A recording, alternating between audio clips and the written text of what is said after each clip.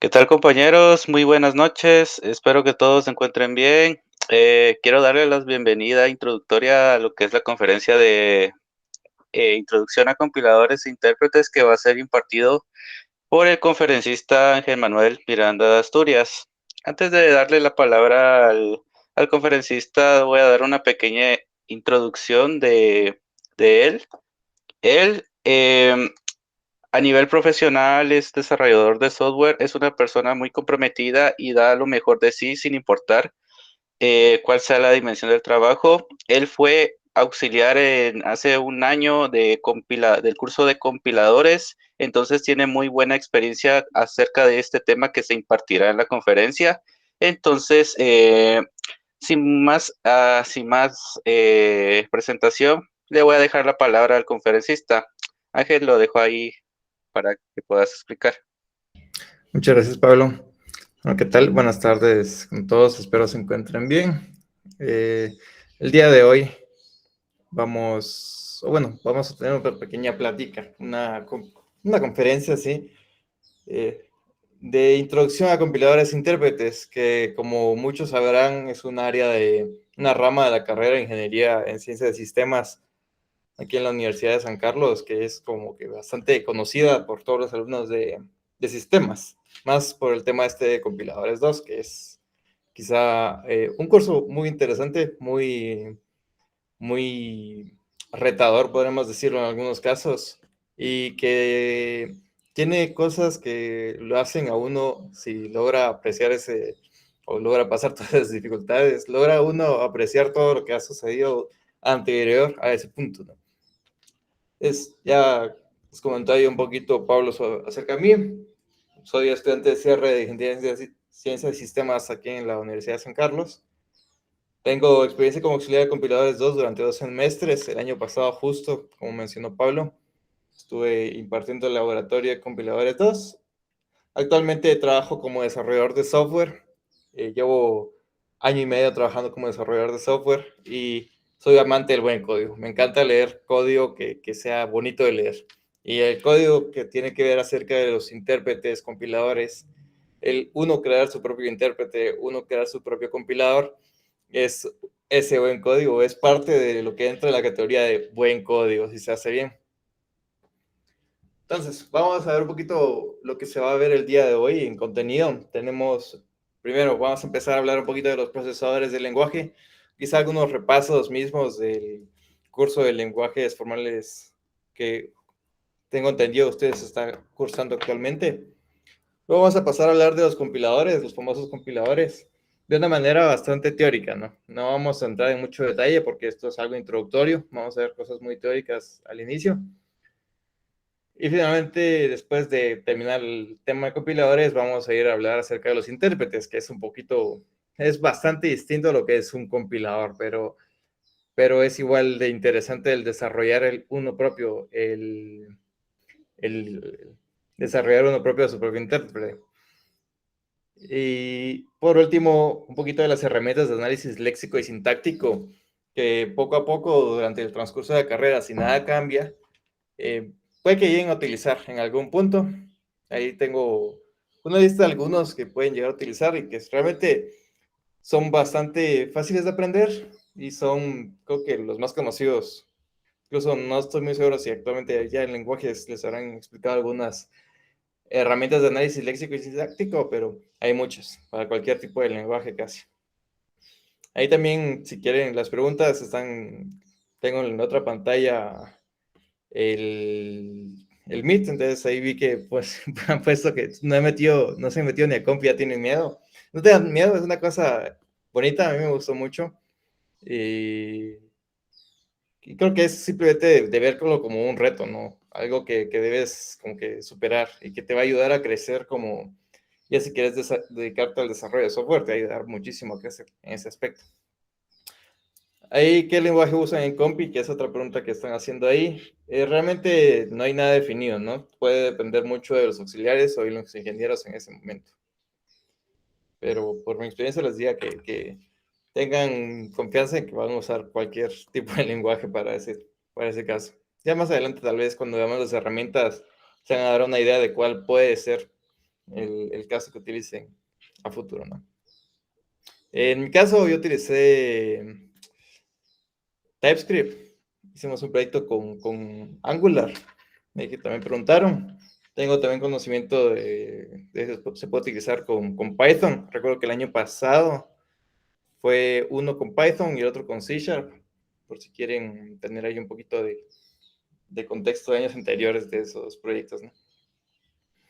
Ahora, empezamos con los procesadores del lenguaje. Y los coloqué ahí unas pequeñas frases a cada diapositiva para que vayamos viendo más o menos, dándonos una idea de qué es lo que vamos a hablar antes de entrar al contenido en sí. Y los procesadores del lenguaje, lo que coloqué yo aquí, o lo que lo puede escribir así de manera casual, lo que es un procesador de lenguaje es todo lo que entra se transforma por completo. Otra vez no por completo, pero se transforma, realiza algo. Entonces, ¿qué son los procesadores de lenguaje? Estos son programas que poseen un lenguaje fuente como entrada. Dicha entrada será procesada para realizar alguna acción. Ya esa acción dependerá mucho del tipo de procesador de lenguaje que estemos nosotros utilizando o incluso creando, ¿no? Entonces, estos toman una entrada y la cambian. Depende de la necesidad que se haya establecido en este procesador de lenguaje. Lo podemos ver como una caja negra, ¿no? Por ejemplo, nosotros cuando estamos programando, ya sea Java, ya sea Python, ya sea C++, cualquier tipo de lenguaje con el que estamos programando, normalmente nosotros solo programamos, le vamos a ejecutar, le vamos a compilar, utilizamos el ejecutable o vemos la consola o la interfaz y no nos enteramos mucho de qué está pasando antes de que nosotros podamos ver la salida lógica, ya sea una consola o una interfaz o un ejecutable. Entonces lo podemos ver como una caja negra. No nos interesa realmente cuando estamos usando qué es lo que está sucediendo, pero tenemos que saber que está pasando algo, ¿no? Algo está transformando nuestro código. Ahora, entre los procesadores de lenguaje hay muchos. Realmente muchos entran solo en la categoría de traductores. Podríamos decir que todos son como que un tipo de traductor al final de cuentas. Pero bueno, están estos de aquí, les comento esto aquí, los traductores, los ensambladores, los compiladores y los intérpretes. Los traductores como tal solo son un programa que procesa un texto fuente y genera un texto objeto. Ya este texto fuente y este texto objeto dependerá mucho de lo que hayamos definido, lo que esté definido para este traductor. Los ensambladores tienen la peculiaridad, la peculiaridad de que su lenguaje de entrada o la entrada que estos reciben, los ensambladores, es lenguaje en ensamblador. Y la salida normalmente es lenguaje de máquina. Entonces, por eso es que se les llama ensambladores, porque si reciben ensamblador, generan lenguaje de máquina. Y normalmente este lenguaje como que ensamblador tiene que tener una estructura bastante simple, o tiene una estructura muy simple en sí. No sé si alguno ya ha recibido el curso de arquitectura ensambladores, si no estoy mal, se llama 1 y 2. Ahí se puede ver un poquito de algunos lenguajes de ensamblador, más en la 1, en la 2 creo que no. Pero son instrucciones muy básicas y se tienen que hacer normalmente con estas instrucciones cosas muy complejas. Entonces, por eso es que es un poquito distinto, ¿no? El pensar en un compilador y un ensamblador. Finalmente, los compiladores e intérpretes, que son los que vamos a entrar en más detalle el día de hoy, que un compilador es un traductor que transforma textos fuente en lenguaje de alto nivel a otros de lenguaje de bajo nivel. Lo podemos definir de esa manera. Y un intérprete, que estos son programas que simplemente ejecutan las instrucciones que encuentran en el lenguaje de entrada. Estos intérpretes, pues no es como que generan algo como los compiladores. Bueno, si generan algo, ¿no? Los compiladores generan, por ejemplo, un punto .exe o algo así, o algún ejecutable. Los intérpretes generan como que la impresión de que se está ejecutando algo. Es lo que está sucediendo con los intérpretes. Ahora, otros que podemos mencionar, algunos otros procesadores de lenguaje, podemos mencionar montadores de enlaces, cargadores, algunos que, por ejemplo, podría ser lo contrario a ensamblar y compilar, que sería un desensamblador y un descompilador, optimizadores de código, entre otras cosas. Pero podemos decir que un procesador de lenguaje o cualquier cosa que se nos ocurra que pueda ser un procesador de lenguaje tiene que caer en la definición de que recibe una entrada y tiene un lenguaje o una gramática definida. Ahora, otra cosa que puede suceder con estos procesadores de lenguaje es incluso que se puedan combinar un poquito estos, ¿no? Por ejemplo, pueden haber ocasiones en las que se necesita pasar por un compilador y este compilador, en vez de generar directamente el lenguaje máquina o el ejecutable, lo que hace, por ejemplo, es generar código ensamblador, digamos, y utilizar ya un ensamblador para realizar lo que está en el lenguaje de máquina. Un código de máquina, como se solía. Entonces, a veces se pueden combinar estos. Ahora, entramos en más detalle de lo que son compiladores e intérpretes, empezando un poquito con los compiladores. Ahora, los compiladores, la frase o lo que podemos pensar para darnos una idea de qué son los compiladores es cuando estamos programando, cuando estamos haciendo algo en C, en C++, en ROS, por ejemplo, en Golang, tenemos que pensar cómo el lenguaje humano que nosotros definimos en estos lenguajes de programación se convierte en el lenguaje de máquina. Eso es lo que podríamos decir que define todo lo de compiladores. ¿Qué está pasando ahí? ¿Qué es lo que sucede ahí? Y lo que está pasando es que está pasando por un compilador. Ahora, dando más a la definición más formal de esto. Un compilador es un programa que puede leer un programa en un lenguaje fuente y traducirlo en un programa equivalente en otro lenguaje. Normalmente este último es un programa ejecutable en el lenguaje de máquina. Podemos ver de esta otra manera. Es un traductor que recibe como entrada una sentencia que nosotros entendemos y como salida un ejecutable que la máquina entiende. Puede que algunos se pueda ver ahí el ejecutable y tal vez diga que lo entiende, pero no lo va a entender. Es casi imposible que lo logre entender. Y la máquina va a leer nuestro lenguaje y tal vez no nos va a entender, aunque tal vez con estos temas de ChatGPT y todas las cosas que han salido de inteligencia artificial, a lo mejor sí puede, ¿no? La inteligencia artificial entender lo que tenemos ahí e incluso generar el ejecutable ya de por sí. Entonces,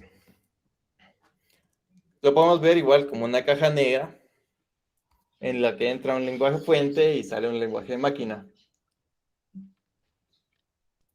¿Qué es este lenguaje fuente? Puede ser un C, genera un punto .exe en el caso de Windows, un ejecutable en el caso de Ubuntu y Mac.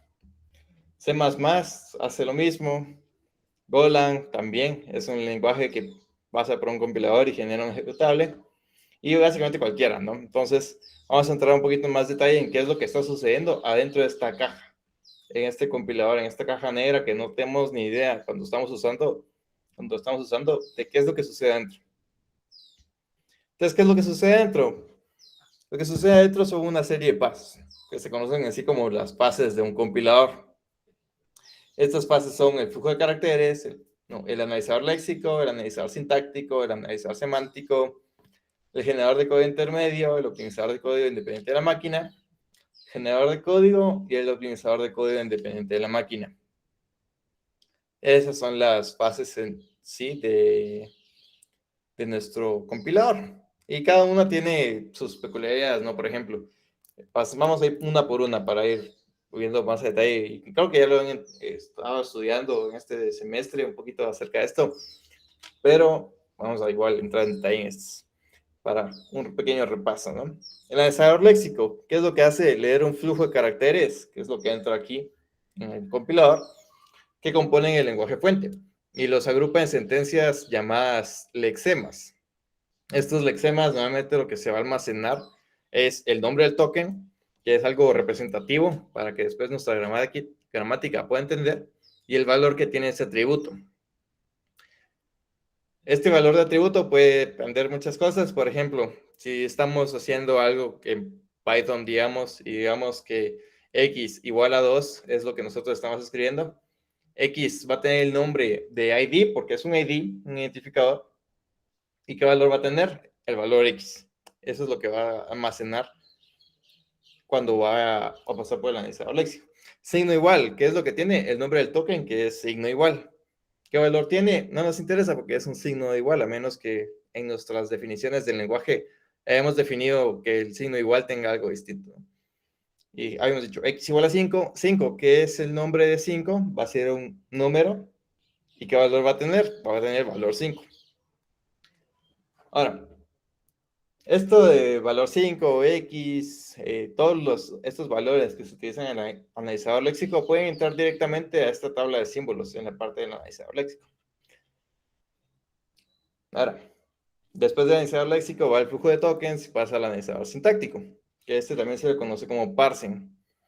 El parser utiliza los tokens que generamos en el analizador léxico para crear una representación intermedia en forma de árbol que describe la estructura de nuestros tokens. Básicamente, en otras palabras, podemos decirlo que lo que hace es ver el orden en el que nosotros colocamos todos los tokens en nuestro lenguaje fuente. Eso es lo que hace el analizador sintáctico. Luego esto genera el árbol sintáctico y pasa al analizador léxico, al analizador semántico. Este analizador semántico lo que tiene que hacer únicamente es ver la consistencia semántica del programa, ver que el código que nosotros hemos escrito, ver que la entrada que nosotros debemos pasar a nuestro compilador cumplan con las condiciones que nosotros definimos para nuestro lenguaje. Estas condiciones pueden ser cualquiera, ¿no? No hay necesidad de seguir algunos estándares ahí, ahí puede quedar a la imaginación de cada uno, puede crear uno su propio lenguaje de programación y tener reglas semánticas donde la suma es la resta es la suma. Realmente solo es de que nosotros tengamos claras cómo son las reglas semánticas de nuestro compilador y utilizarlas. Eso es lo que hace el analizador semántico. Luego, el generador de código intermedio, que lo que podemos decir de un compilador es que este puede llegar a generar múltiples representaciones intermedias y al final dependerá mucho de la velocidad del compilador y aparte también dependerá mucho de cómo funciona en sí el compilador que estamos utilizando. Generador de código intermedio es como algo que se acerca un poquito más al lenguaje máquina, pero aún no es lenguaje máquina. Tiene que ser código de bajo nivel y tiene que ser muy parecido al lenguaje máquina. Tienen que ser instrucciones bastante simples. Una de estas representaciones intermedias bastante conocida es, por ejemplo, el código en 3 direcciones, que se utiliza bastante para la parte de compiladores 2, por ejemplo. La parte de generar código en 3 direcciones es en esta parte aquí, en el generador de código intermedio. Luego, la parte de optimización de código intermedio, que ya dependerá mucho de... incluso en algunos textos menciona que las partes de optimizar el código generado en algunos compiladores puede ser hasta opcional o no se realiza en algunos casos, pero eso forma parte también de las fases de un compilador. Y lo que se busca es mejorar el código que nosotros generamos en el generador de código intermedio. ¿Qué es mejorarlo? Quitar líneas de código que no sean necesarias, por ejemplo, en nuestro código intermedio. Hacerlo más pequeño, podemos decirlo básicamente. O cambiar algunas operaciones para que consuman menos recursos, digamos, en lugar de hacer una multiplicación por 2, hacer una suma. Cosas así, es lo que realiza el optimizador de código, independiente de la máquina. Y finalmente el generador de código, que lo que hace es recibir la representación intermedia y crear el código máquina de destino. Eso es lo que realiza ya el generador de código. Y este también puede pasar por una fase de optimización. No sé si hay alguna duda de momento con respecto a estas fases del compilador. Más un repaso de lo que me imagino ya han estudiado quizá en algún punto de lenguajes formales, por ejemplo.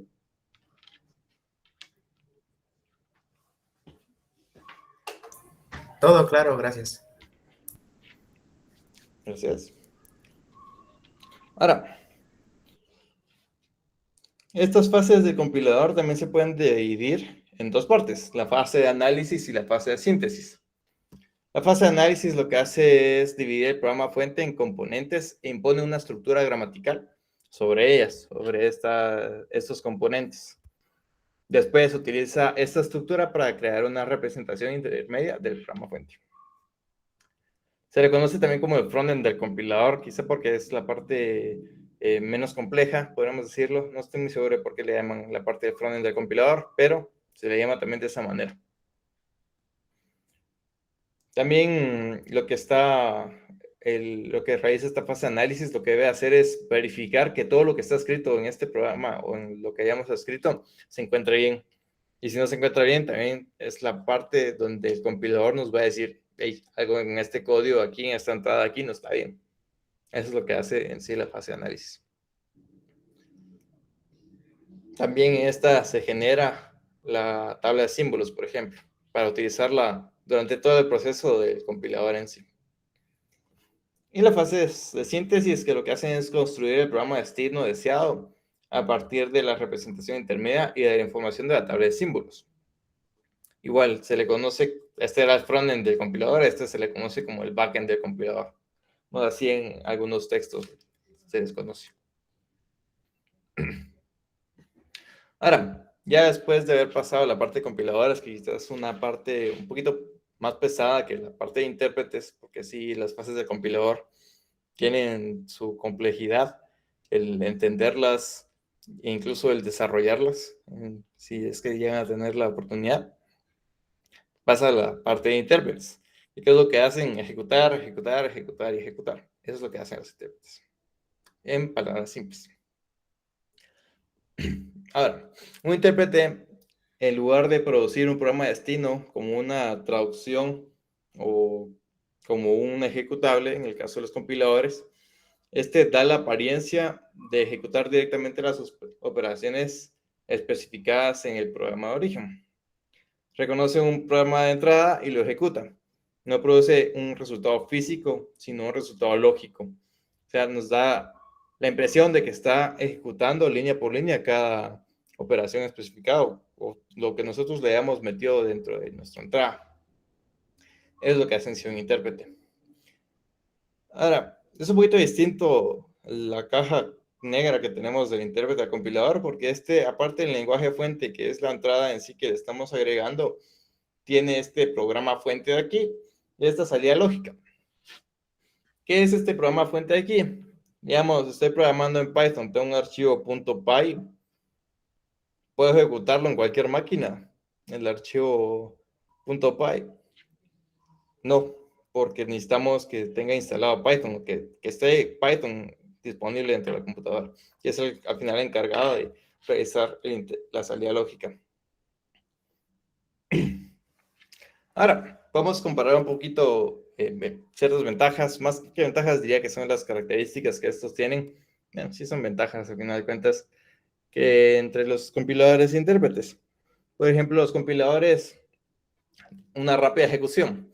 Puede que dé la impresión de que sea lento el trabajar con algún lenguaje compilado, porque la parte de compilación sí es un poquito tardada, pero ya después de que tengamos nosotros un ejecutable, fácil podemos darle doble clic en cualquier lugar donde tengamos este ejecutable y va a correr este ejecutable. ¿Qué otra cosa tienen los compiladores? Mejor manejo de recursos. Normalmente en los compiladores, ya el compilador en sí se encarga de todo esto de manejo de recursos. Ya el stack y el heap, que es un concepto un poquito más complejo que van a ver más adelante en la carrera de sistemas, en arquitectura 1 y en compiladores 2 incluso. ¿Qué ventajas tienen los intérpretes? Es multiplataforma. Yo puedo tener un archivo en Python en cualquier tipo de máquina, ya sea Ubuntu, Mac, una Windows. Y con tener Python instalado, puedo ejecutar ese programa o ese script de Python en cualquier lugar. Y aparte es fácil de implementar un intérprete. Es más sencillo que un compilador. ¿Qué desventajas tenemos de estos? Por ejemplo, los compiladores son difíciles de implementar, tienen bastantes fases y la parte de generación de código puede ser bastante complicada porque estamos utilizando un lenguaje de alto nivel. Lo que queremos es generar lenguaje de máquina, ¿no? Que son más que todo temas de registros, operaciones súper básicas. Entonces, es bastante complicado de implementar.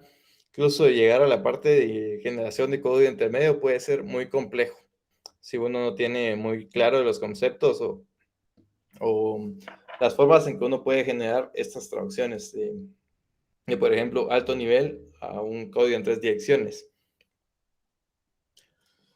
También una desventaja de los compiladores es que el ejecutable depende del sistema operativo y arquitectura. Yo no puedo agarrar un .exe en esta computadora y ejecutarlo sin ningún problema.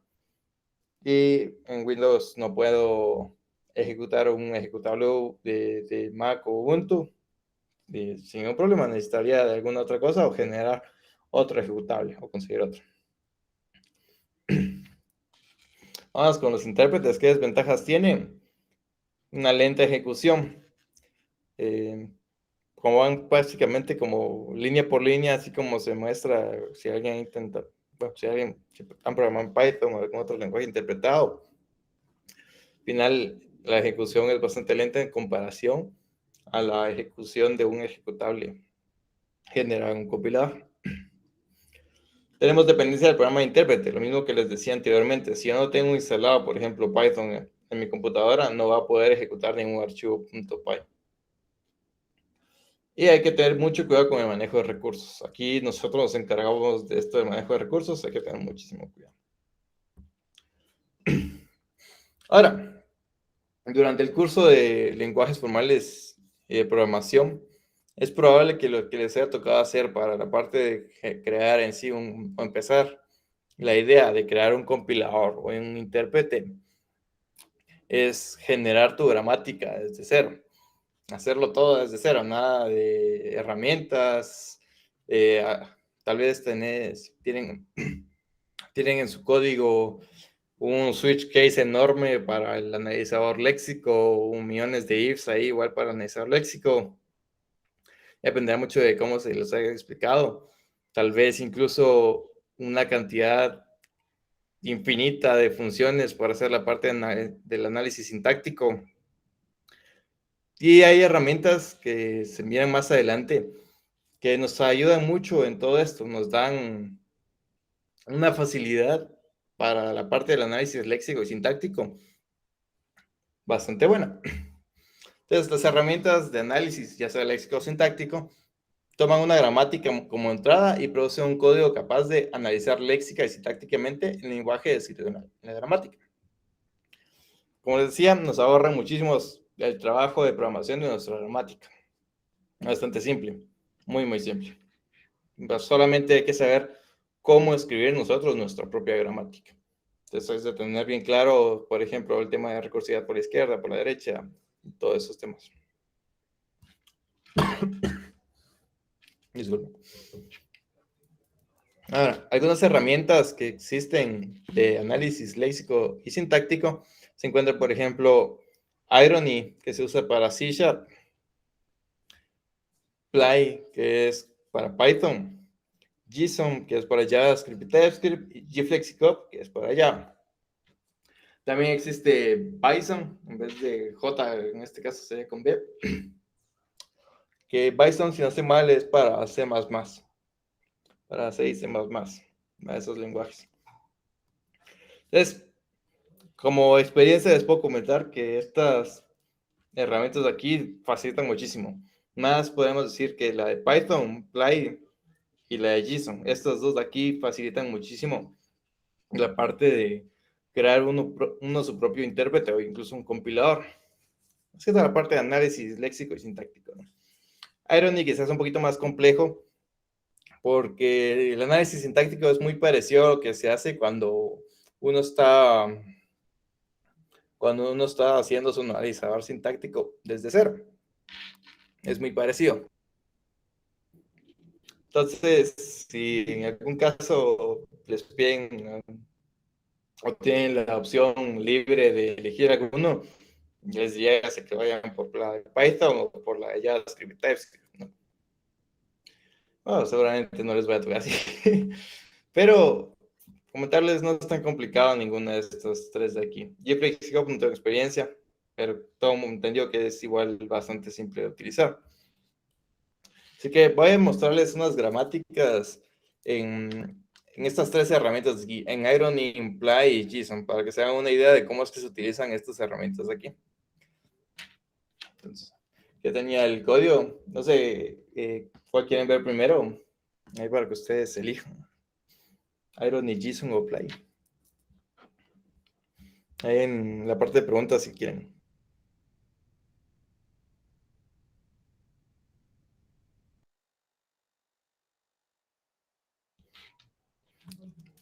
Vale, ahí la mayoría dijo que por Play, vamos a ver Play, ¿no? Entonces, la de Python, hay bastantes cositas interesantes. Tengo dos calculadoras, básicamente son la misma. Ya van a notar la diferencia, que es así, muy poquita, la diferencia entre estas. Entonces, vamos a verlas aquí. Ahí estamos, en los de Play.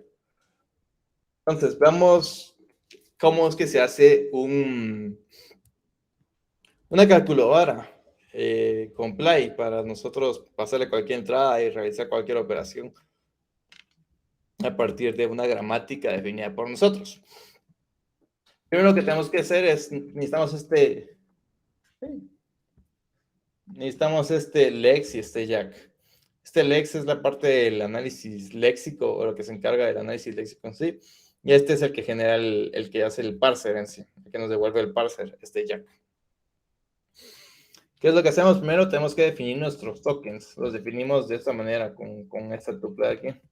Definimos nuestros tokens. Aquí podemos colocar todas nuestras cosas como todos los nombres que les mencionaba en el análisis léxico, ¿no? Por ejemplo, signo suma, signo menos. No sé si se me ve bien ahí, si no acerco un poquito más, creo que lo va a acercar mejor.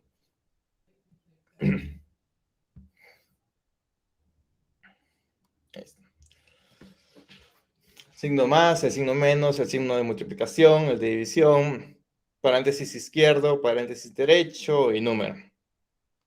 Aquí definimos todos nuestros tokens. Aquí puede llegarse a hacerse súper enorme, ¿no? Podemos tener palabras reservadas for, si queremos un lenguaje con for, while, por ejemplo, con if, ahí ya dependerá mucho de cómo queremos que sea el lenguaje que nosotros queremos pasar por ese analizador generado con Play, o creado con Play. Luego ya pasamos a la definición en sí de lo que son los tokens. ¿Qué es lo que van a representar en sí los tokens? O si el analizador léxico encuentra cierta cosa, ¿a qué token va a corresponder? ¿No? Y se hace de esta manera. Se hace T, dos puntos, ignore. Esto es para ignorar caracteres. Por ejemplo, aquí estoy ignorando los espacios y tabulaciones. Este T plus, que esto de aquí al final son expresiones regulares, es el signo de suma, T minus, el signo de resta, T times, signo de multiplicación, y así con todos nuestros símbolos ¿no? Y aquí definimos, por ejemplo, si queremos que un token sea un poquito más complejo, digamos, tal vez no palabra reservada, pero por ejemplo números, IDs, básicamente esos números IDs, tenemos que definirlos de esta manera, con funciones. Porque aparte de que tenemos que saber qué patrón siguen o qué expresión regular siguen, que en este caso es esta de aquí, que es la expresión regular de números, aquí, tenemos que convertirlo, por ejemplo, porque queremos utilizar este número en este caso, queremos usarlo. Entonces lo que hacemos es cambiarle como que el valor para que tenga valor entero. Para que, por ejemplo, no tengo como una cadena y se concatenen todas las cosas en lugar de sumarse, ¿no? También está esta parte de aquí de ignorar la nueva línea, que lo que hacemos así es definir aquí abajo la expresión regular de esta nueva línea. Y aquí, por ejemplo, agregar un poquito de lógica, ¿no? Por ejemplo, si agregamos o si hay una nueva línea, aparte de ignorarla, lo que queremos es agregar pues una línea dentro de nuestro contador de líneas para manejo de errores, por ejemplo. Y esta otra aquí, T-error, que es ya para el tema de caracteres inválidos. Ya entraría aquí. ¿Qué es lo que hacemos? Simplemente imprimirlos en este caso y le damos un skip a ese token que he encontrado por ahí. Luego ya definimos aquí nuestro lexer, le damos lexer igual a x, que es la que habíamos importado anteriormente aquí. Y ya empezamos con la parte del análisis sintáctico. Y aquí es donde entra en sí la parte de la gramática. Aquí es donde nosotros definimos nuestra gramática. Esto es más que todo creo que estándar, no estoy muy seguro si hay que empezar siempre con P para el tema de gramática y T, creo que sí, no estoy muy seguro, ahí se los voy a confirmar más adelante. Pero aquí definimos toda la gramática. Como es una calculadora, solo queremos que nuestra expresión tenga término, suma término, término menos término. ¿Y qué es lo que hacemos en nuestra expresión? Como nosotros queremos que sea una calculadora y sea funcional, lo que vamos a hacer es verificar si es una suma o si es una resta. ¿Qué sucede aquí? Este P de aquí en sí es el objeto o lo que nosotros definimos aquí. Y aquí tenemos la posición 0, la posición 1, la posición 2 y la posición 3. Es lo que tenemos ahí. Entonces, teniendo este parámetro aquí, este argumento de aquí, nosotros podemos realizar cierta lógica dependiendo de lo que haya venido por acá. Es lo que podemos hacer. Entonces, aquí, por ejemplo, si es signo más, lo que hago es hacer una suma. Si es signo menos, el else, lo que hago es realizar una resta. Luego, también la expresión se puede definir, por ejemplo, expresión y expresión, si se dan cuenta, son iguales, pero están en diferente función. ¿Eso por qué? Simplemente porque vamos a hacer un poquito distinto, ¿verdad? Incluso aquí podría haberle agregado mismo el term aquí solito y aquí el if, ahí, justo. Y else, y ahí está. Podría haber hecho eso mismo, ¿no? Y tener el term aquí, pero para que sea un poquito más ordenado, incluso podemos nosotros tenerlo como que en distintas funciones, ¿no? Al final después se va a hacer un poquito complejo porque al final se va a hacer como que muy largo todo. El archivo donde definimos nosotros esta gramática, pero como es Python es bastante agradable realizarlo.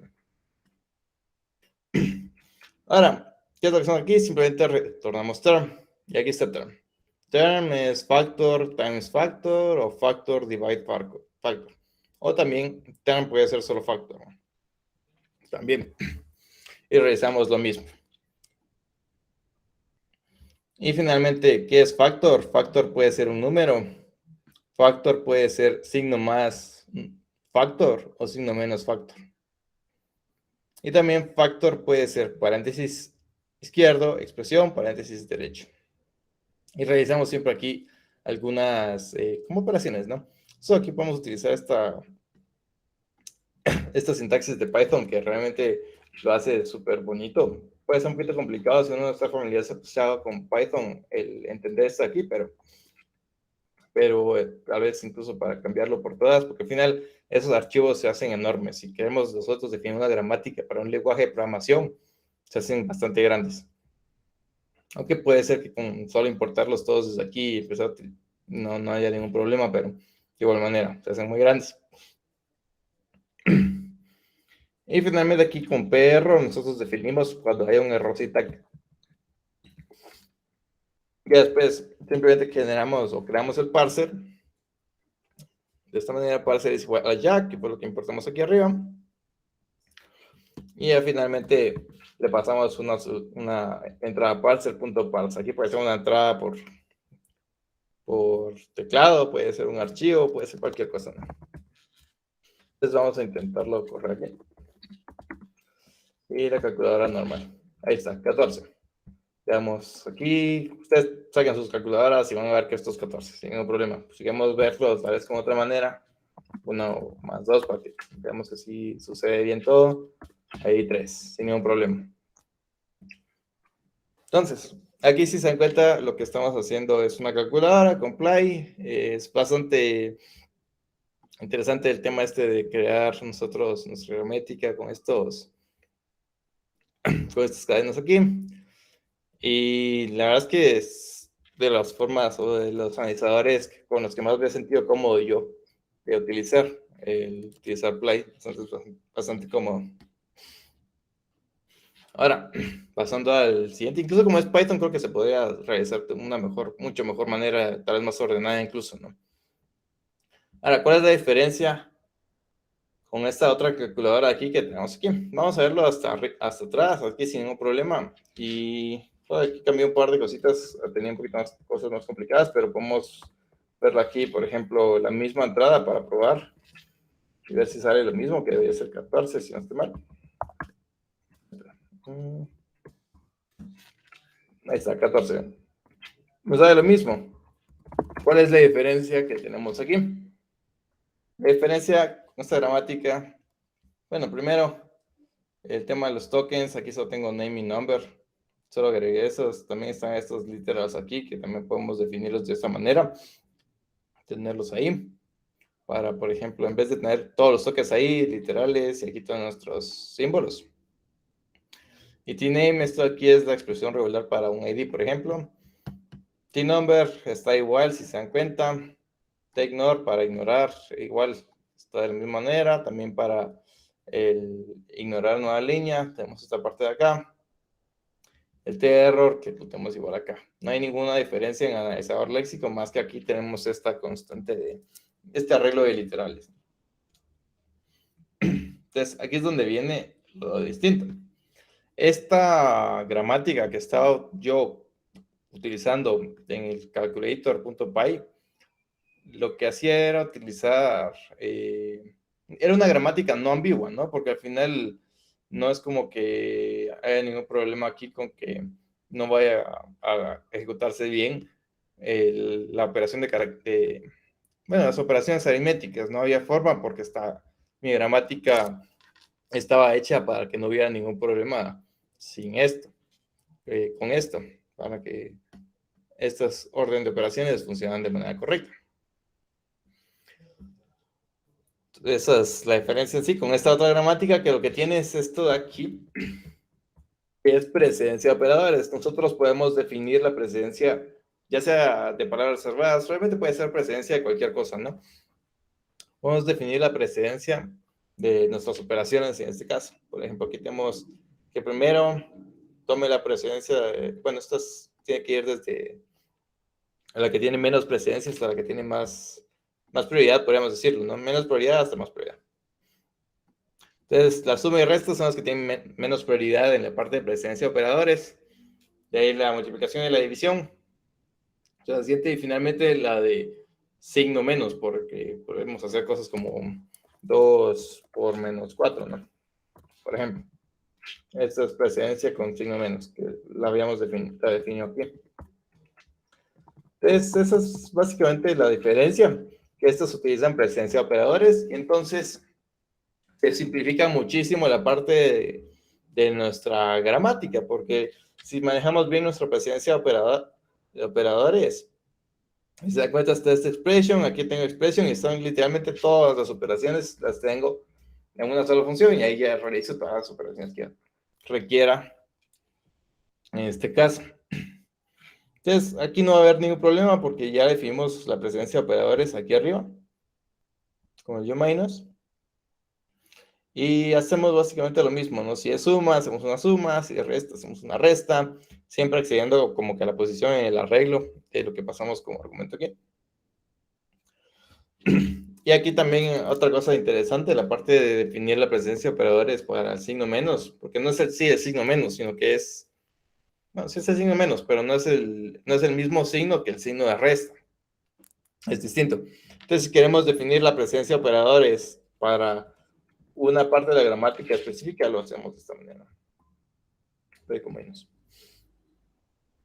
Entonces, es el mismo prácticamente, ¿no? Es el mismo de la calculadora, calcula, aquí el resultado, se pasa aquí, sin ningún problema. Ahora, esta también tiene algo distinto, que también les quería mostrar, la parte de aquí de asignar variables, cada así, empezar a manejar como que un poquito la tabla de símbolos que puede existir en algún hipotético intérprete o cosa que nosotros estamos explicando. Entonces, se dan cuenta, lo que yo hice simplemente es guardar en un diccionario la variable, que es en esta parte de aquí.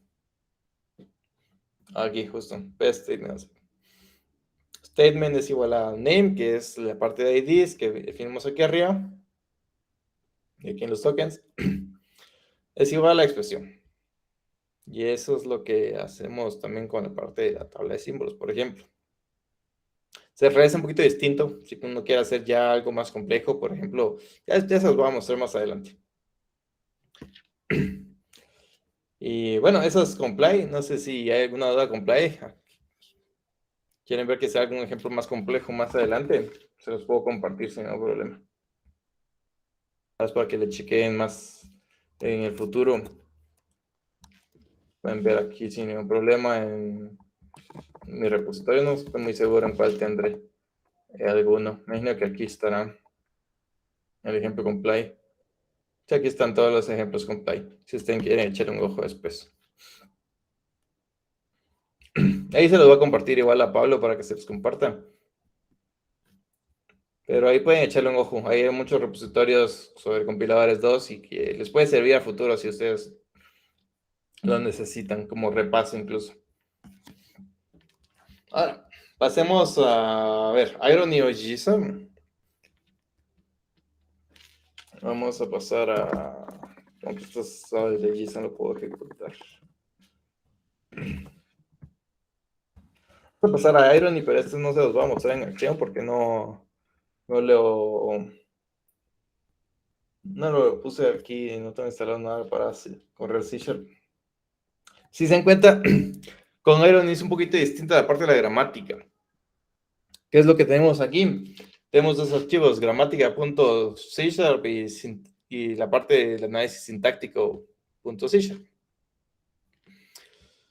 Entonces, aquí lo que tenemos es una gramática no ambigua, sin precedencia de operadores, así como el primer ejemplo que teníamos en Python, ¿no? Aquí con Irony, quizá lo más complicado, se les puede decir, para iniciar un proyecto con Irony en C# es la parte de agregar estas librerías de Irony. Es de seguir un poquito la documentación que tienen escondida aquí en Irony para poder utilizarlos. Aquí utilizamos irony.act y irony.passing.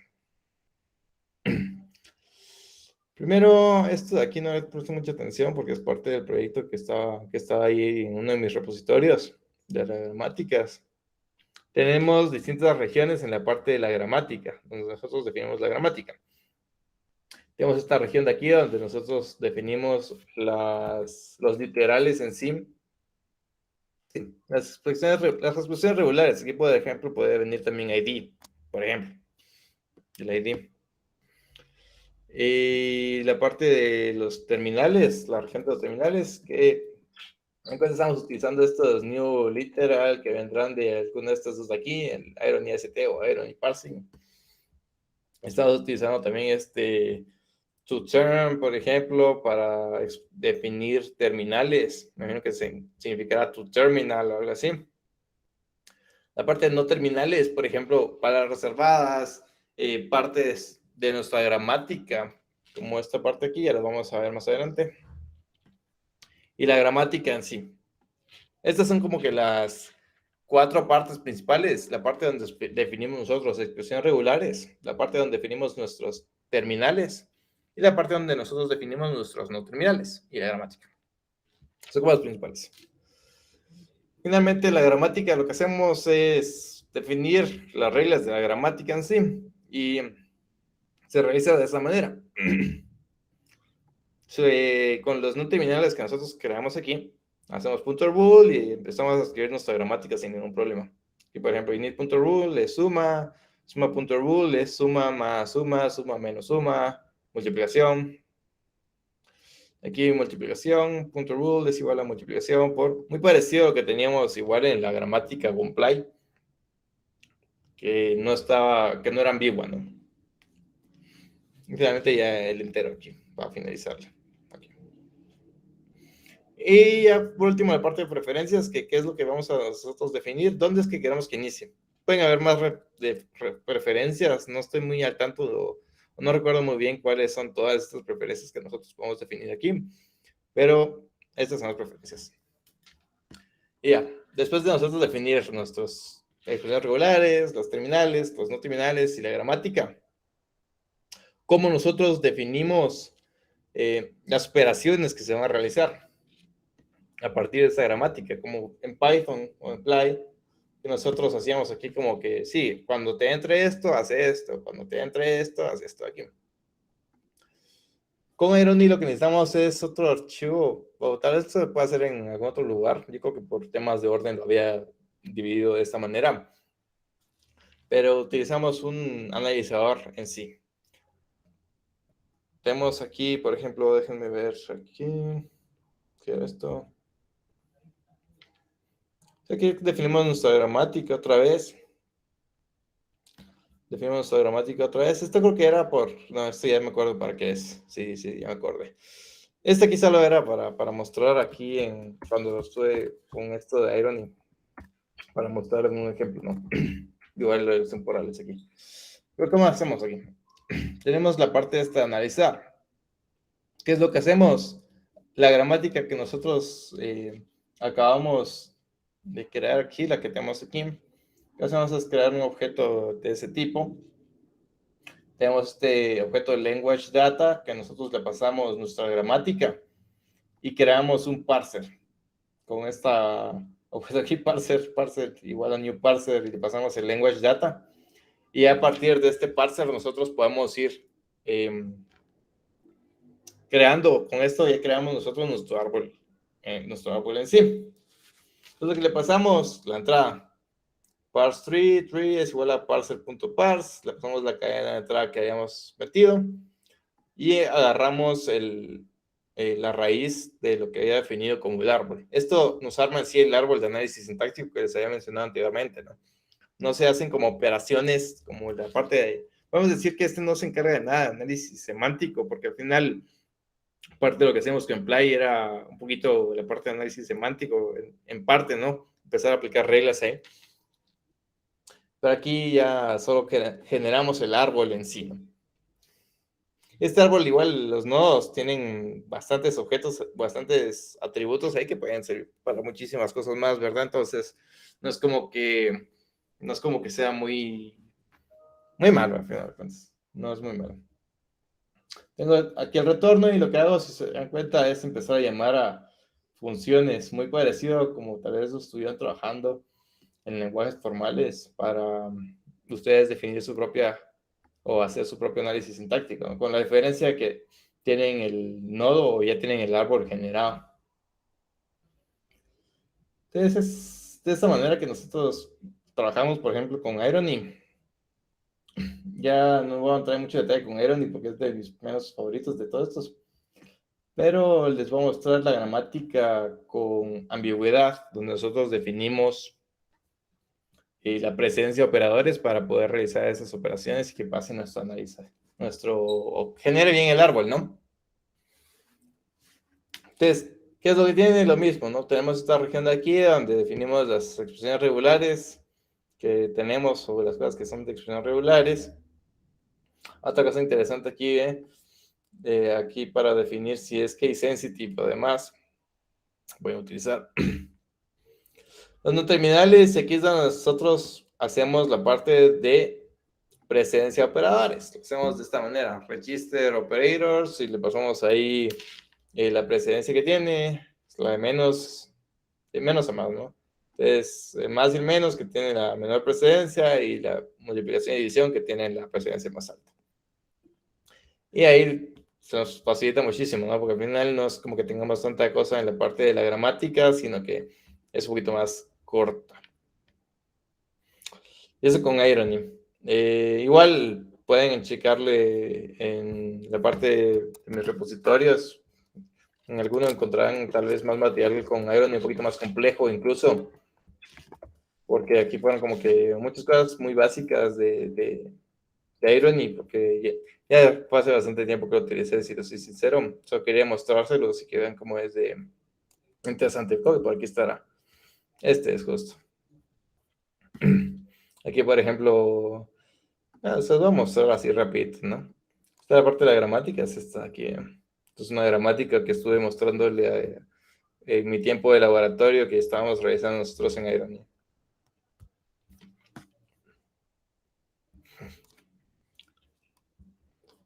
Vale.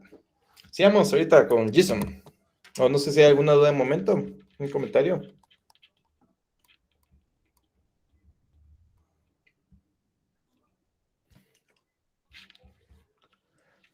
¿Me recomendás algún material para la recursividad? Me gusta un poco esa parte. Para la parte de entender en sí la recursividad, ¿no? algún material. Bueno, me imagino que también ahorita con el tema de que están empezando con la parte de lenguajes, la parte de recursividad sí es un poquito compleja. Pero te diría más que todo que intentes hacer ejercicios de programación que tengan que ver con recursividad, porque al final la programación, la mejor forma de aprenderlo y que queden bien claros los conceptos de programación es practicando cositas así. Entonces podrías probar, buscar primero, bueno, problemas que se resuelvan con recursividad, ¿no? Está el tema este Fibonacci, factorial, cosas así, bastante simple, bastante, no simples voy a decir porque sí llevan su complejidad, pero practicar, te diría yo más que todo. E incluso, otra cosa que tal vez recomiendo para la parte de recursividad es si tienen la oportunidad, utilicen el debugger. El debugger cuando están, por ejemplo, revisando cosas que son recursivas, van a entender muchísimo cómo funciona la recursividad si van, por ejemplo, paso por paso viendo cómo se ejecuta su código con un debugger, ya sea que estén debugando Python, JavaScript, TypeScript o Java, cualquier cosa. El ir prácticamente línea por línea, viendo cómo se mete a su función una y otra vez y una y otra vez, les puede ayudar bastante a entender cómo funciona en sí la recursividad.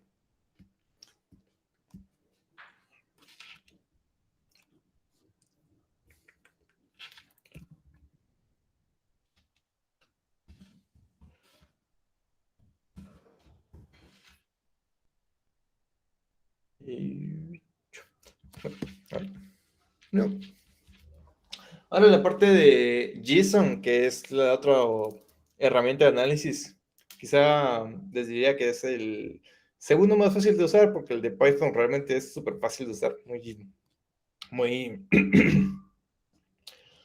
sí, es que bueno, también me declaro amante de Python, entonces, tal vez por eso también es que lo veo de esa manera, ¿no? Pero JSON, que es otro de los que más he utilizado.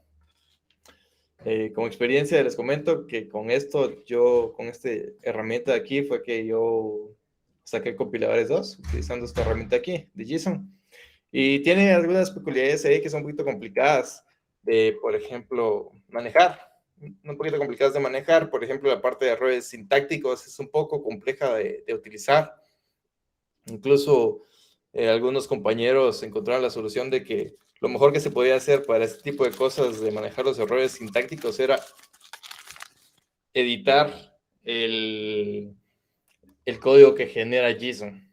Entonces, es algo que uno instala en su computadora, ya tiene aquí JSON y puede, aquí, por ejemplo, calculator.json, voy a colocar.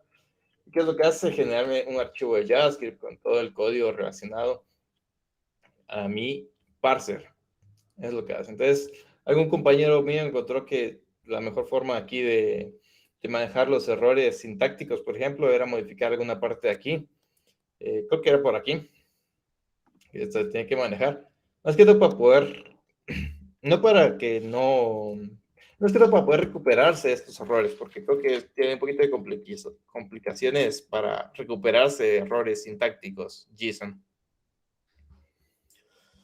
Entonces, veamos un poquito la estructura de un archivo de JSON. Esto, si se dan cuenta, es un punto JSON, no es un punto CS como en el caso de C# o un punto .py como en el caso de Ply, sino que es un archivo un poquito distinto, ¿no? Incluso para que tengan colorcitos y demás en Visual Studio Code, por ejemplo, si ustedes utilizan esta herramienta para desarrollar, hay una extensión incluso para JSON y estar viendo bien todo eso, ¿no? Vale. Vamos aquí. Primero, nosotros empezamos con la parte de análisis léxico en JSON. Definimos, por ejemplo, que le hago un skip a todos los que sean white space, espacios vacíos. Definimos aquí nuestra expresión regular para números. Aquí digo que es algo con 0,9, puede venir una o más veces, puede llevar punto o no, que está aquí, puede llevar decimal o no, que está aquí. Y así ya nosotros retornamos. Lo que al final vamos a nosotros a querer utilizar nuestra gramática. Aparte de aquí, cualquier número me retorna number, el signo multiplicación, multiplicación, división, menos, más, signo de potencia. Tenemos aquí los paréntesis, pi, y también tenemos Tenemos este de aquí de EOF, End of File, que es simplemente para que nosotros sepamos cuándo es que termina nuestro archivo, sí, lo que está analizando el analizador. Bueno, analizando el analizador, no, que se está analizando. Y finalmente aquí colocamos un punto para todo lo demás que no habíamos nosotros definido en nuestra parte de tokens, que es lo que hace retorno inválido. Luego tenemos esta parte de aquí, en esta parte de acá, nosotros definimos la precedencia de operadores, que es lo que hemos visto para poder utilizar gramáticas ambiguas con estas herramientas de análisis. Definimos igual, del que tiene menor prioridad a los que tienen mayor prioridad. Entonces, por ejemplo, más menos que tienen la menor prioridad, después la multiplicación y división, signo de potencia, el signo negativo, es la parte de presencia de operadores. Y finalmente ya aquí empieza la parte en sí del análisis sintáctico y la parte un poquito del análisis semántico que nosotros estamos haciendo en este caso, ¿no? Entonces, nosotros definimos aquí con este start donde queremos que nosotros nuestra gramática empiece. Tenemos aquí start, expressions. Las expresiones pueden traer que igual es expresión. Y aquí es donde viene lo interesante en sí de JSON. Y es que dentro de estos, ¿cómo se llaman estas llaves? Nosotros podemos escribir código en JavaScript sin ningún problema. Lo podemos escribir ahí. Entonces, por ejemplo, aquí igual como comply, tenemos este signo $1. El signo $, representa prácticamente todo lo que está aquí en nuestra gramática. Entonces, esta aquí es 0, 1 y 2. Vamos a ver un poquito más claro en la parte de suma, resta, multiplicación y todos estos. Está este E de aquí, que lo que hace es E más E menos E, y si se dan cuenta, es doble signo de dólar, ¿cierto? Doble signo de dólar es lo que va a retornar para arriba en el árbol. Eso es lo que es lo que significa este doble signo de dólar. Es lo que se retorna con este E. Y de igual manera, aquí está la parte donde nosotros realizamos las distintas operaciones, ¿no? Aquí está suma, resta, multiplicación, división. Si es una potencia, utilizamos math.pow. Aquí nosotros definimos la precedencia para en el caso en el que estamos con signo negativo, prec u minus, que es lo que debemos definir aquí, el mismo u minus de aquí. La parte de paréntesis, si es un número, que sea el número, y si es EOP, que vuelve a EOP. Entonces, si se dan cuenta, es muy parecido, incluso les diría que es muy parecido a la parte de play. Tal vez la única desventaja que les podría comentar de JSON es el hecho en que, como es un archivo.json y no JavaScript en sí, o en TypeScript, que sería genial, la verdad. Está un poquito complicado el tema de utilizar distintas cosas que ya vamos a ver más adelante cuando les muestre un intérprete con JSON. Es bastante complicado porque no tenemos realmente autocompletado y cosas así que nos pueden servir bastante. Que bien podemos definir C#, incluso podemos definir sin ningún problema utilizando Irony y con Python, no digamos, ¿no? Entonces, ya vimos que se ejecuta el comando JSON, que hay que instalarlo igualmente y genera el archivo de aquí. Es una locura el archivo, no les diría que lo intenten entender. Yo no lo entiendo realmente porque es algo que genera. Y eso, al final, la idea es que nosotros no nos interesa cómo funciona esto, ¿no? Sino que lo que nos interesa es poder utilizarlo y poder generar nosotros cosas para pasarles entradas y poder ejecutar, por ejemplo, un código en JavaScript, ¿no? Tal vez una de las ventajas que les podría comentar de JSON es que tienen esta hermosa herramienta aquí, que es el JSON Debugger, que les puede servir muchísimo si en el caso estén utilizando JSON para ver un poquito el árbol que se genera y todo eso, por ejemplo, comparar resultados con lo que ustedes están sacando, o incluso ver si su gramática está del todo bien con alguna entrada que ustedes hayan querido utilizar, ¿no? Entonces, genera el árbol. Aquí hay distintas gramáticas de ejemplo, igual. Y pueden ir viéndole ahí mismo, ¿no? Para generar su gramática sería, bueno, yo realmente lo que haría sería escribir mi gramática en un archivo, copiarla, pegarla aquí y meterla aquí alguna entrada que sepa yo que es válida y ver si me genera el árbol correcto, ¿no? Porque incluso puede que me haya confundido con la parte de presencia de operadores y por eso tal vez me esté generando un árbol incorrecto, ¿no? Que ya cuando pasemos, por ejemplo, a nuestro intérprete puede dar problema.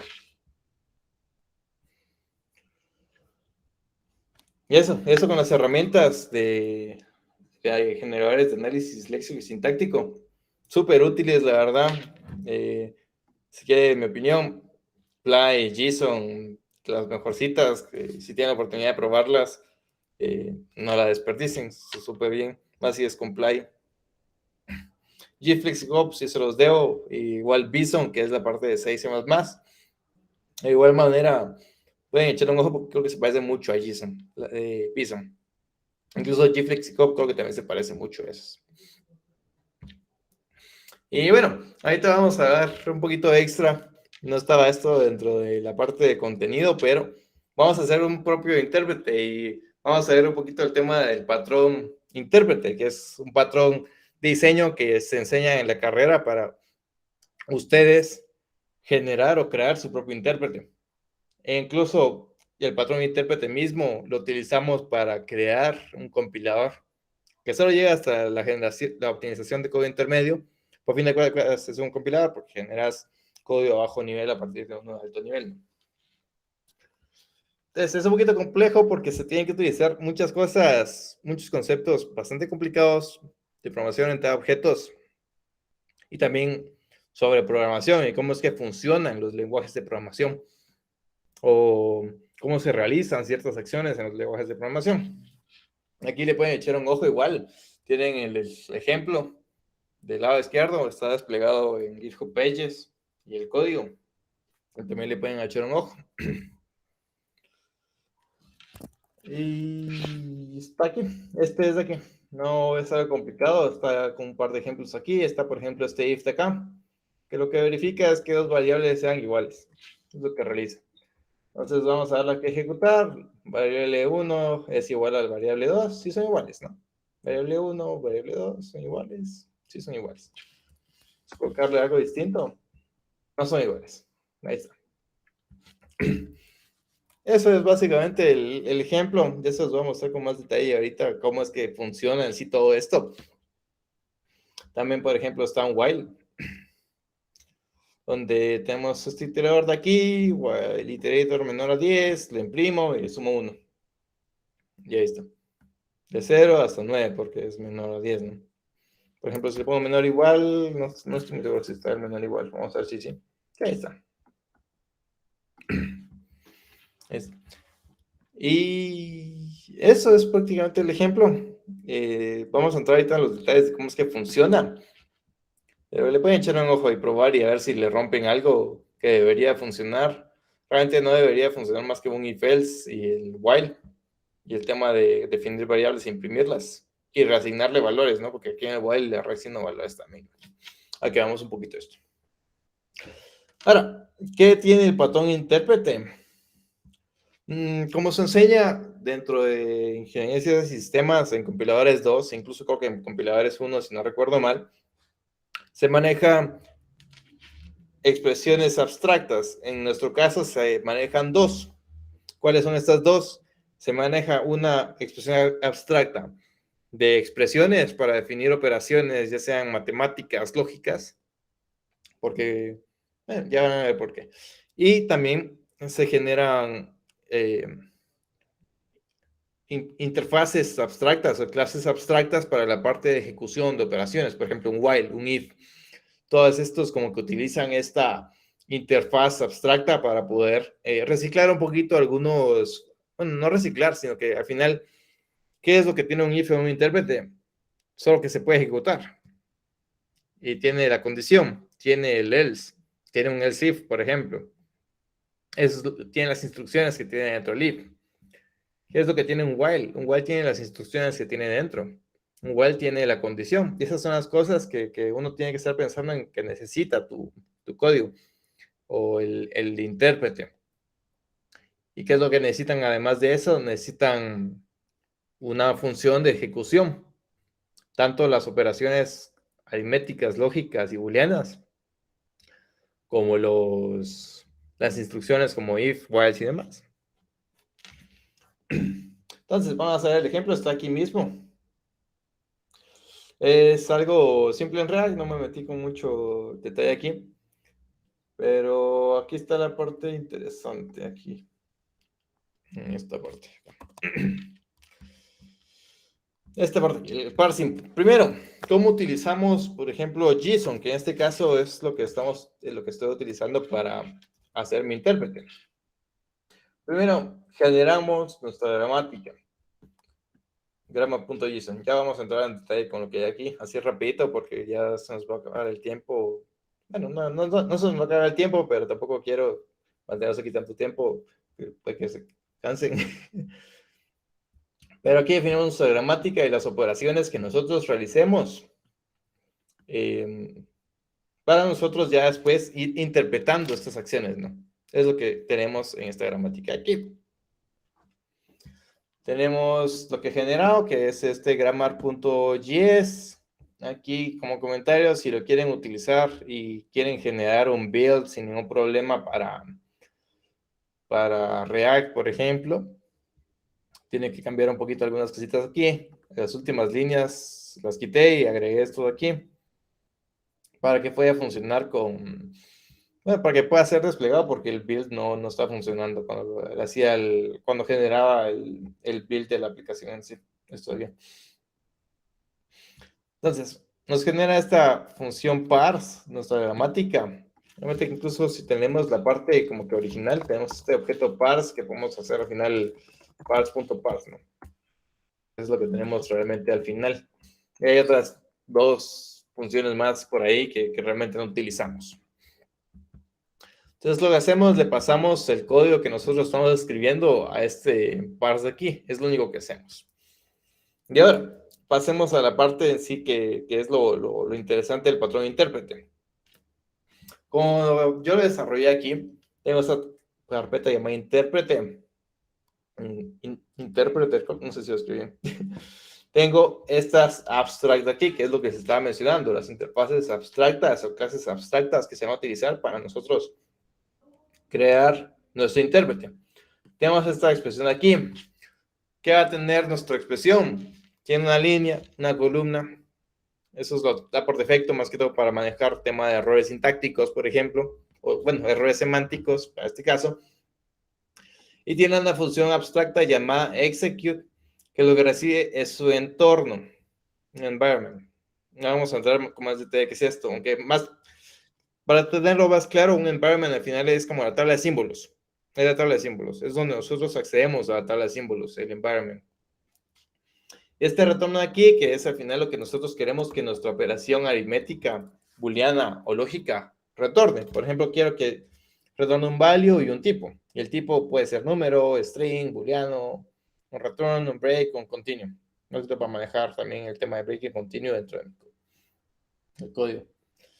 Es lo que requiere esta parte, esta clase abstracta de expresión.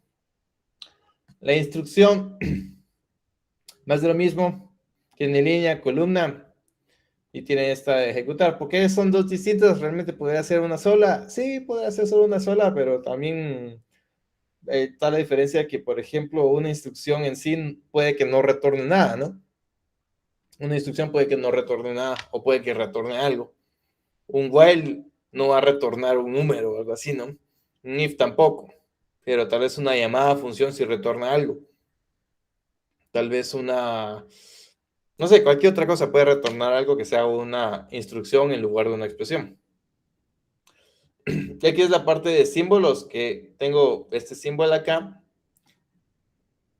Esta clase símbolo de acá, que ¿qué es lo que tenemos? Todo lo que queremos que se guarde dentro de nuestra tabla de símbolos por símbolo. Por ejemplo, quiero que cada cosa guarde un value. Por ejemplo, un x igual a 5, que guarde un value. Ese value es 5, una cadena. Un ID, porque queremos saber cómo acceder a estos, ¿no? un tipo, porque también nos interesan algunas cosas del análisis de reglas semánticas. Y la línea de la columna. Es lo que necesitamos. Y realmente aquí no hay mucho más, porque realmente es un ejemplo muy básico y tal vez si fuera un arreglo, por ejemplo, tal vez necesito saber cuántas dimensiones tiene. Gracias. Finalmente, el entorno, el environment, que es donde está nuestra tabla de símbolos prácticamente.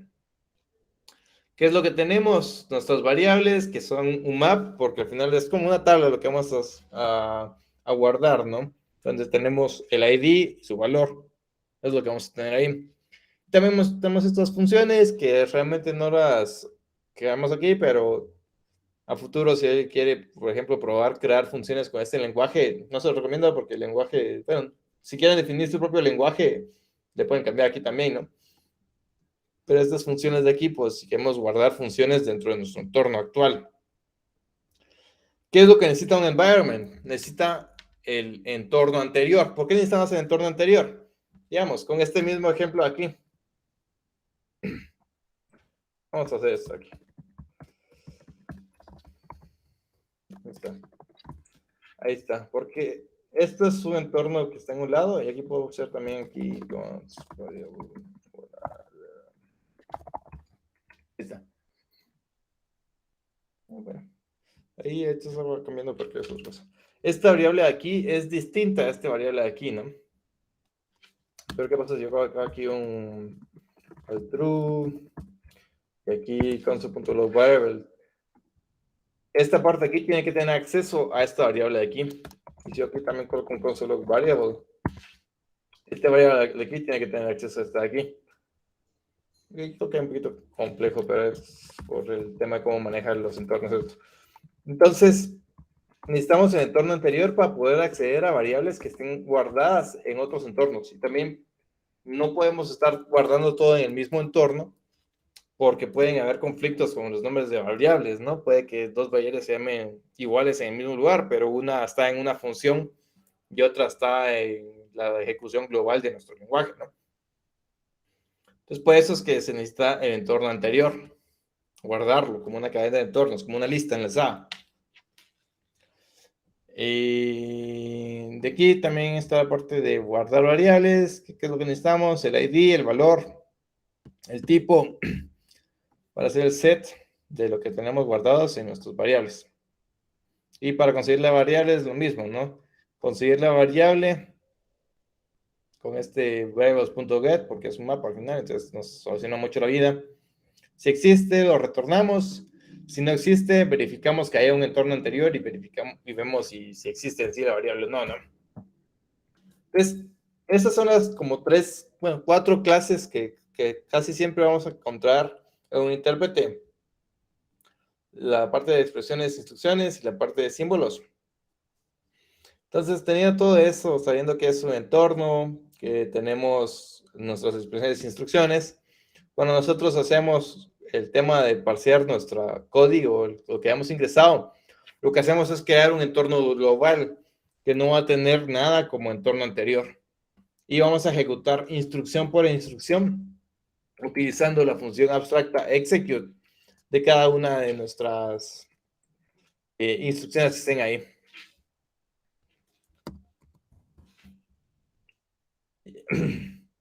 Y bueno, aquí ya tengo este quedado porque ya son útiles, ¿no? ¿Y qué más podemos mostrar desde aquí?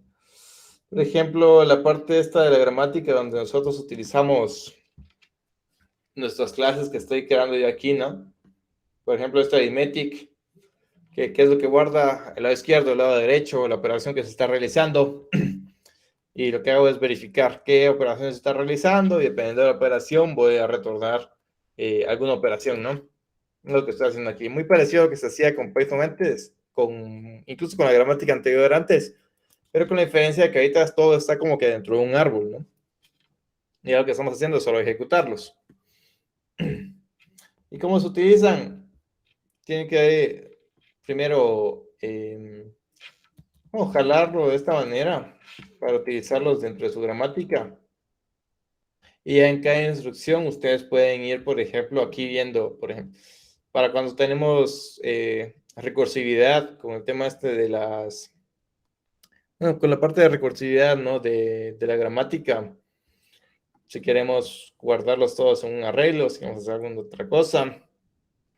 Aquí si encuentro un statement print, este print statement, lo que hago es que el actual o que retorne un new print y le paso lo que quiero, que es el valor y la línea de la columna.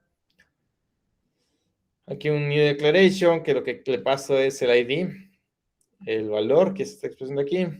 Y así me voy yo creando, por ejemplo, más o menos objetos. No, sí, más o menos. Estoy creando objetos para después utilizar las funciones de ejecutar de estos, ¿no? Para poder dar la impresión de que se está ejecutando. Bueno, no da la impresión porque sí se está ejecutando, ¿no? Para ejecutar el código que estén agregando ustedes aquí.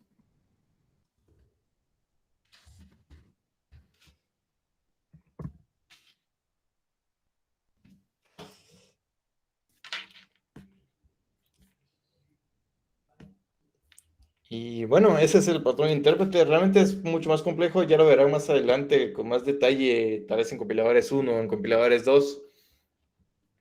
Pero es eso. No sé si hay alguna otra duda. Bueno, tal vez vamos a usar el if.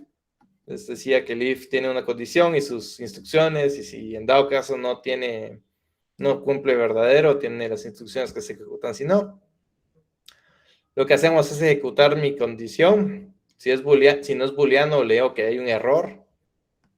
Si no, lo que hago es verificar que sea verdadero. Con este condition.value, recordemos que el return lo que tiene es type y value, como habíamos definido en esta parte de aquí, type y value. Y si es así, ejecuta todas las instrucciones que estén ahí. Si no, ejecuta todas las que estén de otro lado, ¿no? Entonces, es básicamente como ejecutar el código, pero dentro de lo que nosotros, con lo que estamos programando actualmente, ¿no? Si estamos usando Python y estamos interpretando JavaScript, es como ejecutar JavaScript, pero estás haciéndolo con Python, ¿no? Pero por detrás, no realmente lo estás ejecutando, ¿no?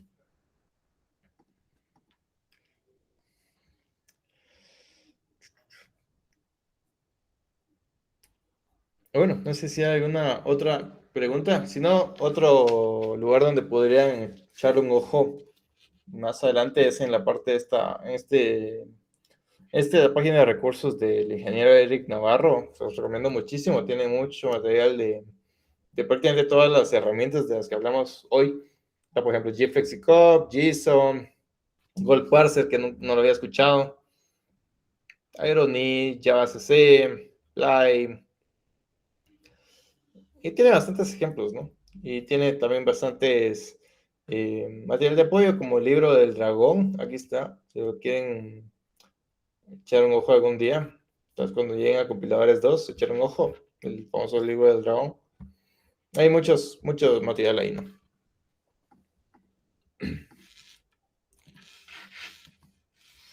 Y con eso estaríamos de mi parte. No sé si hay alguna duda, comentario. No, vos no los haya asustado, pero realmente es algo bastante bonito. Y sí, dígame. Creo que nos acaban de confundir.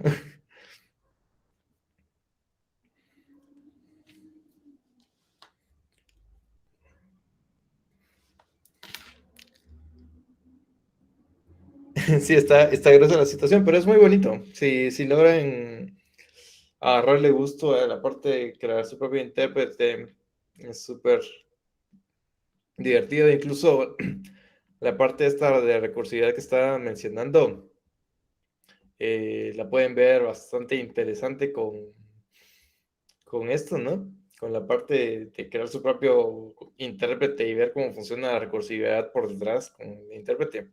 Interesante. Y sí da un poquito de miedo, pero es de... No les diría que es de solo tener fe, ¿no? Pero es de echarle muchas ganas.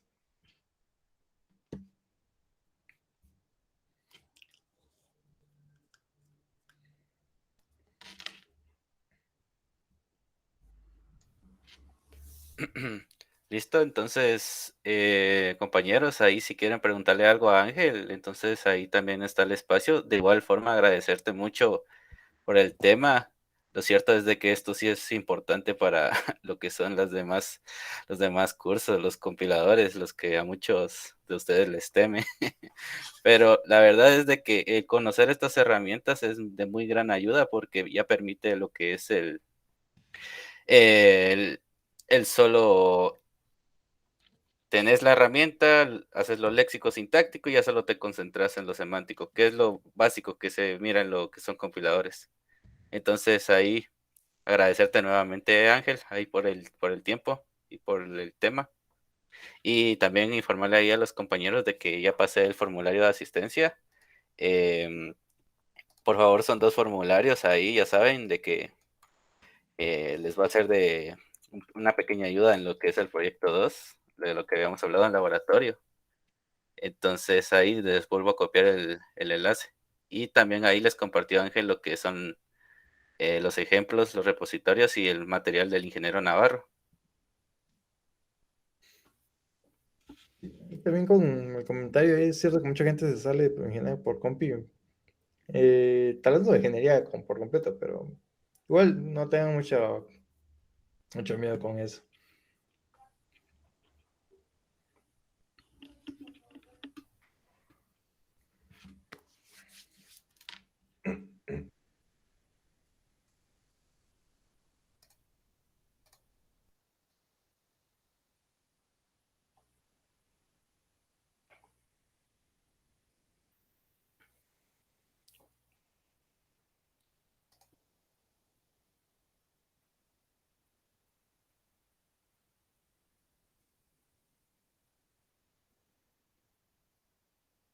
Bueno, entonces, para los compañeros, si no hay más preguntas o algo que no le quieran preguntar a Ángel, entonces daríamos por concluida la conferencia del día de hoy. De igual forma, nuevamente y nuevamente agradecerte mucho, Ángel, ahí el tiempo y el tema.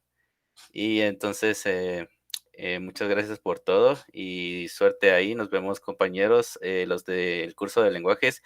Como no hay aviso informativo como dieron el viernes, viernes de Dolores, entonces no tendríamos clase el 1 de abril, entonces nos estaríamos viendo el sábado después de Semana Santa. Entonces, les deseo feliz noche a todos, feliz descanso, descanso que para realizar el proyecto y que les vaya muy bien, no se vayan a quemar con el sol. Ahí veremos porque todavía les tengo que calificar el proyecto 1 y ahí ya saben que si yo tengo tiempo, con mucho gusto los puedo apoyar.